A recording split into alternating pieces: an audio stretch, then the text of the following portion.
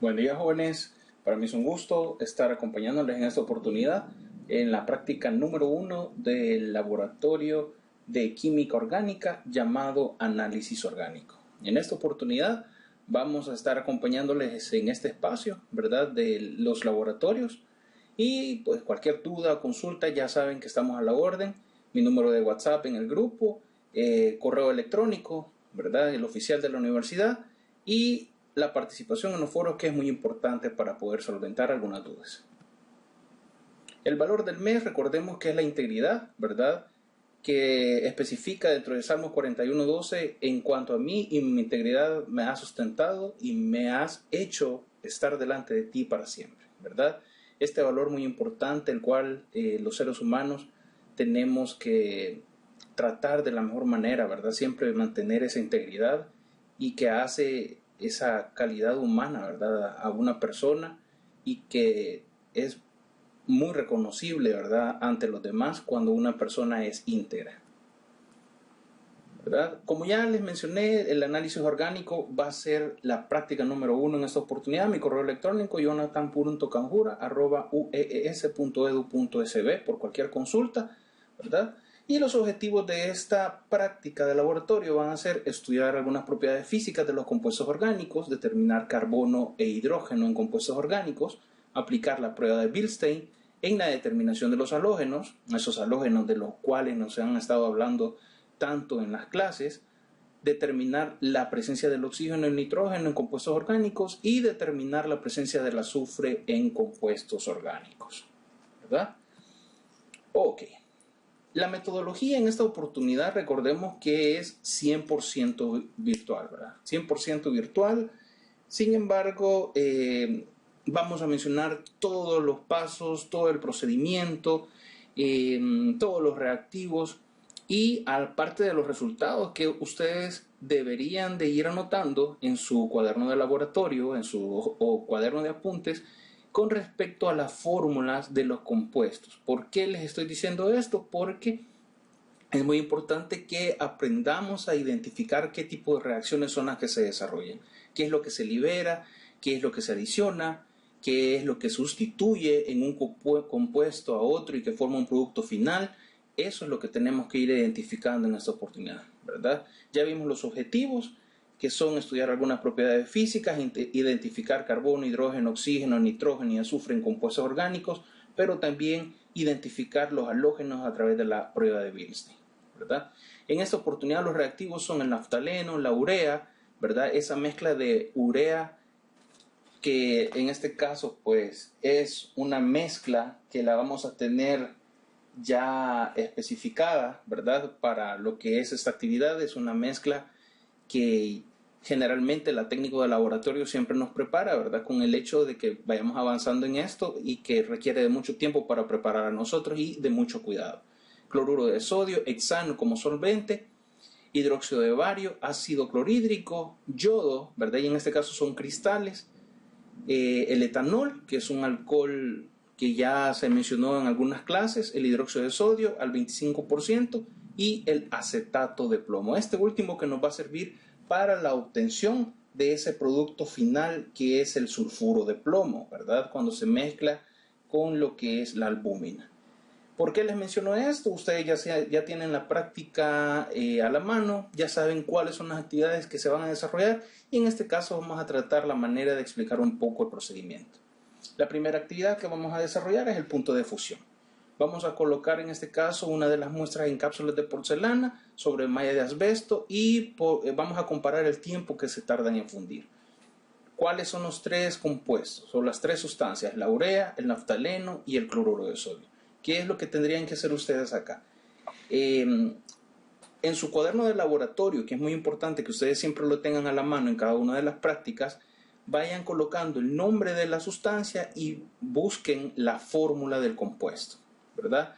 Yo voy a tratar la manera de darles algunas de las fórmulas para que ustedes se puedan guiar y vayan armando también en conjunto con su práctica de laboratorio, que está en PDF, que ya está en el aula virtual, para que vayan armando las reacciones. Entonces tenemos Muestra de urea, naftaleno y cloruro de sodio. ¿Qué es lo que vamos a hacer aquí? Vamos a determinar cuál muestra se funde más rápido y que tiene el menor punto de fusión, ¿verdad? Entonces, tenemos tres compuestos: la urea, el naftaleno, ¿verdad? El naftaleno y el cloruro de sodio, que lo tenemos acá. Estas son cápsulas de porcelana. Cada una de estas se colocan sobre un trípode, ¿verdad?, con el mechero de Bunsen, y se toma el tiempo en cual se tarda menos en fundirse, ¿verdad? La que es más rápido en fundirse es la que tiene menor punto de fusión, como dice la teoría. Así que hay que estar pendientes de esta actividad. Aquí, ¿qué es lo que nos toca, verdad? Comprobar las fórmulas, en este caso, ¿verdad? Comprobar las fórmulas de la urea, del naftaleno y del cloruro de sodio y ver cuál de estos, ¿verdad?, es que tiene ese punto de fusión más bajo, ¿verdad? O que tiene menor punto de fusión y por ende se va a fundir más rápido. Aquí tiene que ver con los compuestos polares y no polares, ¿verdad? Hay que tomar en cuenta esto. Entonces, las muestras fundidas, cuando nosotros hacemos esta actividad de manera práctica, se colocan sobre una toallita, pero se retiran con una pinza porque están calientes, ¿verdad? Y allí se nota perfectamente cuáles son los residuos. Si esta tiene hollín, ¿verdad?, que es de color negro, así como tipo humo, ¿verdad? O liberación, en este caso de CO2, ¿verdad?, que muchas veces tiende a hacer una capita negra. Y también se observa cuál es el que tuvo completamente esa fundición, ¿verdad?, o esa fusión completa.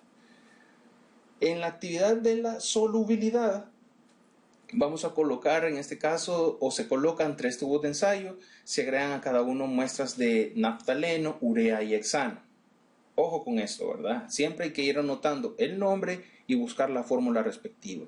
Se agita cada tubo y se anotan los resultados. Ese procedimiento se repite, en este caso, tanto con agua como con cloroformo. Óigase bien esto. ¿Qué es la diferencia que estamos utilizando aquí?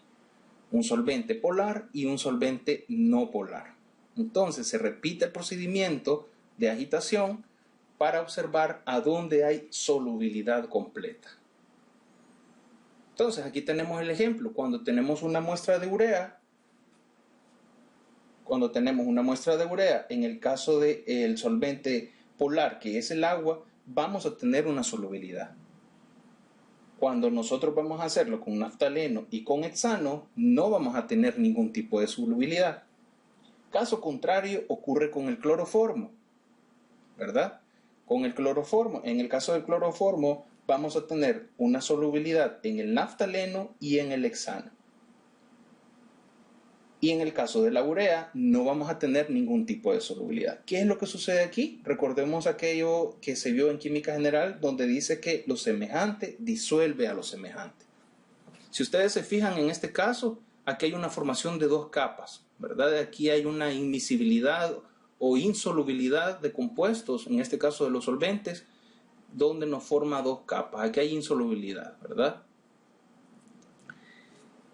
Para la determinación del carbono e hidrógeno, que es otra de las muestras, otra de las actividades que se desarrollan en este laboratorio, se coloca la mezcla de dióxido de manganeso y de urea en un tubo de ignición. Los tubos de ignición generalmente son un poco más gruesos y son más resistentes al calor directo, ¿verdad?, en el laboratorio. Si ustedes se recuerdan, los tubos de ensayo hay unos bastante delgados que tienen el grosor de un dedo, pero en el caso del tubo de ignición es un poco más grueso, ¿verdad?, y es un poco más resistente.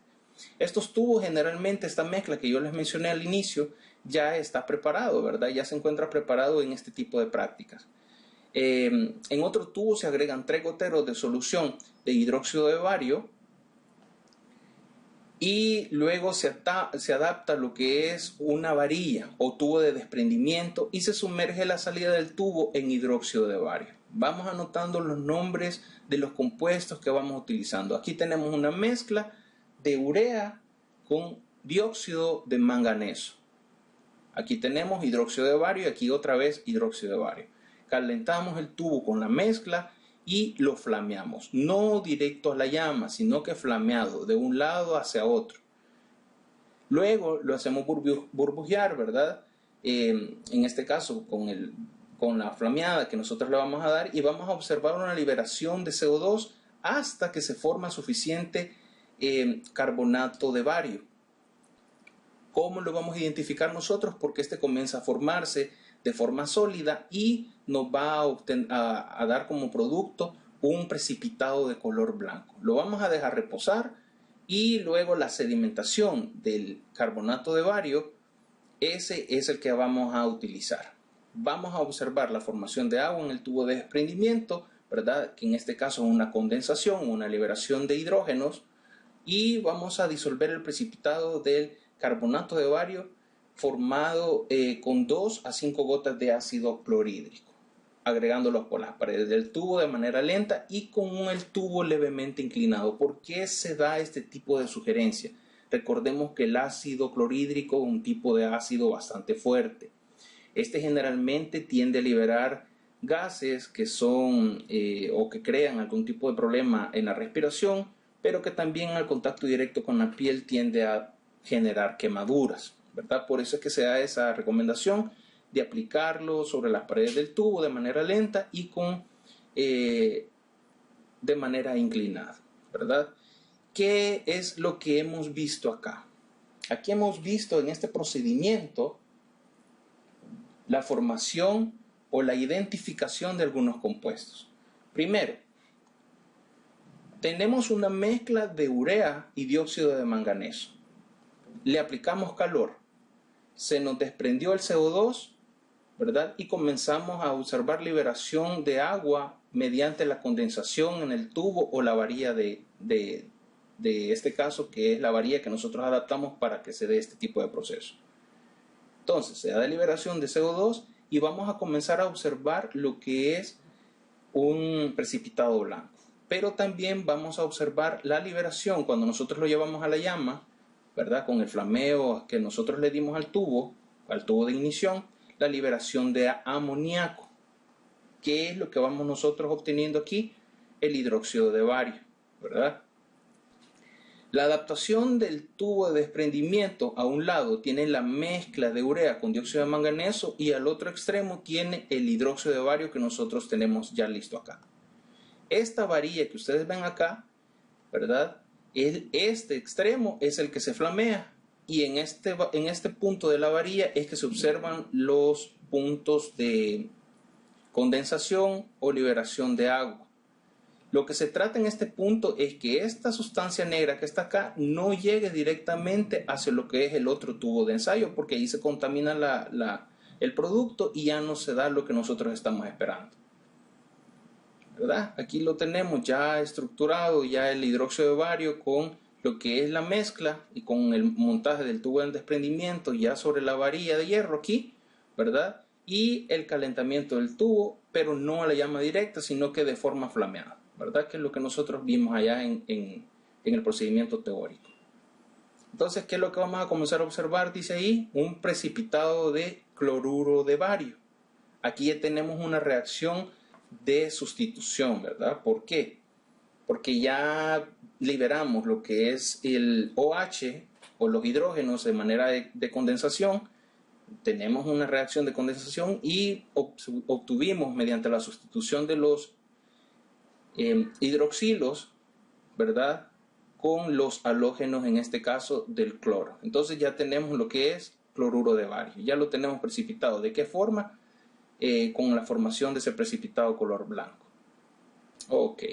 Acá, si ustedes pueden observar, se miran algunas gotitas de lo que es el hidrógeno o el agua que se ha desprendido.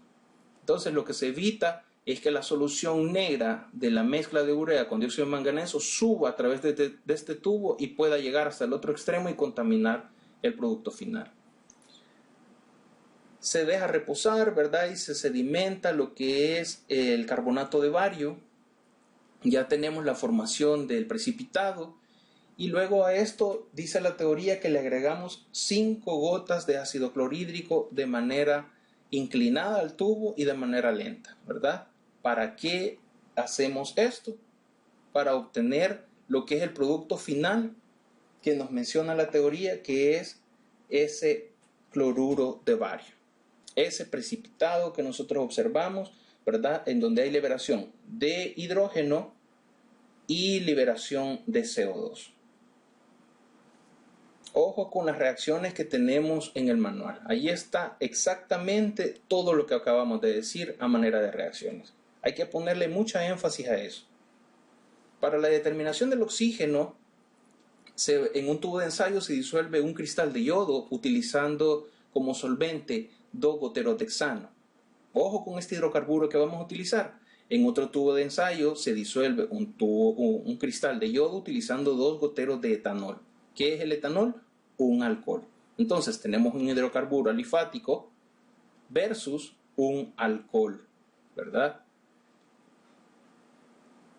Tenemos un solvente que es el hexano y otro solvente que es un alcohol. ¿Para qué nos sirve la utilización de los cristales de yodo en el laboratorio? Para identificar presencia de oxígeno en líquidos orgánicos. Ojo con esto. Si hay presencia de oxígeno, la solución será de color café. Caso contrario, si el color es violeta, ¿verdad? Quiere decir que no hay presencia de oxígeno. Si vemos acá, ¿verdad? La solución de hexano y etanol, le agregamos el yodo, que es un cristal, es una pizca, ¿verdad? Minúscula, muy pequeña la porción, ¿verdad? Y la presencia de oxígeno en la solución se identifica con ese color café, ¿verdad? Aquí lo tenemos la pizca, aquí ponemos la otra pizquita, ¿verdad? Y si no hay oxígeno, la coloración va a ser violeta. ¿Cuáles de los dos compuestos que tenemos acá debería de dar color violeta y cuál debería de dar color café? ¿Cómo lo vamos a determinar? Desarrollando esta fórmula, el hexano y el etanol. Donde veamos nosotros el oxígeno, ahí está la clave. Para la determinación del nitrógeno, nosotros vamos a utilizar en este caso lo que es el famoso papel litmus, ¿verdad? Que es una técnica para poder determinar el carácter ácido-base de algunos compuestos, algunas soluciones, ¿verdad? O algunos solventes. Aquí se va a determinar la naturaleza ácido-base del gas liberado, ¿verdad? Utilizando 1/4 de cucharada de urea, otra vez la urea, ¿verdad? En un tubo de ensayo se humedece un trozo de papel litmus, se coloca en forma de hamaca sobre la boca del tubo de ensayo y se coloca en el tubo, ¿verdad? Y esta muestra con una pinza se flamea sobre el mechero de Bunsen, no dejándolo directo a la llama, sino que flameado, y se da la liberación de una base. Esa base es el nitrógeno, ¿verdad? Mediante la liberación del amoníaco. Nosotros lo vamos a ver. ¿Por qué? ¿A dónde se libera? En ese compuesto que es la urea. Hay que estudiar la fórmula, ¿verdad? De la urea y determinar qué es lo que se libera cuando se da esa flameada y qué coloración debería de tener esa determinación de esa base, ¿verdad? Y aquí vamos a observar el papel litmus, lo colocamos sobre la boca del tubo de ensayo, ponemos la urea en el tubo de ensayo, lo tomamos con una pinza y lo llevamos a la llama. Aquí está exactamente el procedimiento como se sigue y genera una coloración azul, ¿verdad? Que indica la naturaleza ácido-base del gas desprendido. ¿Qué tipo de gas, verdad? Ahí hay que hacer un análisis de qué sucede con la urea y qué pasa cuando se lleva a lo que es la llama directa.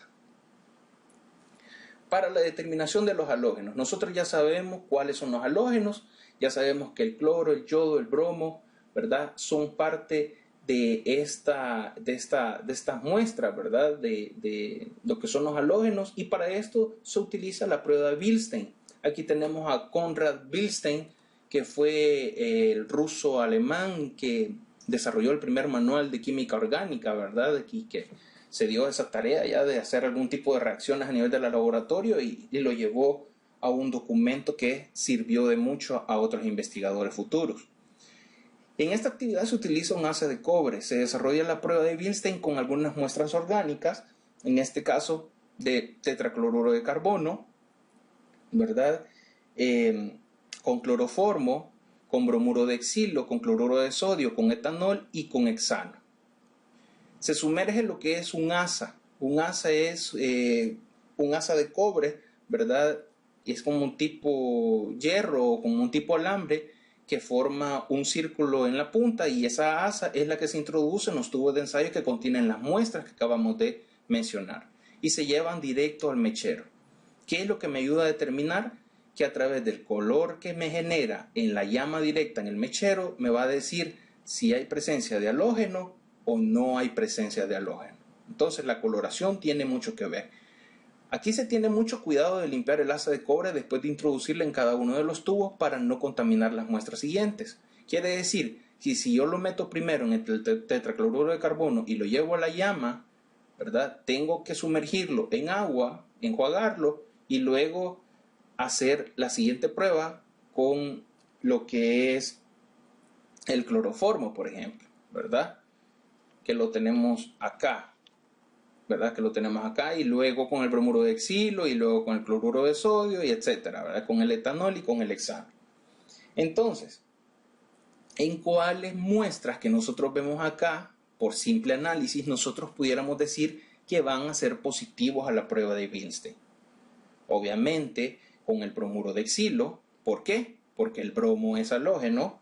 Con el tetracloruro de carbono, ¿verdad? Que lo tenemos acá, que en nuestra mente pudiéramos imaginarnos un carbono en el centro, y en los 4 enlaces tetravalentes de ese carbono vamos a observar 4 cloros unidos. Asimismo, en el cloroformo, ¿verdad?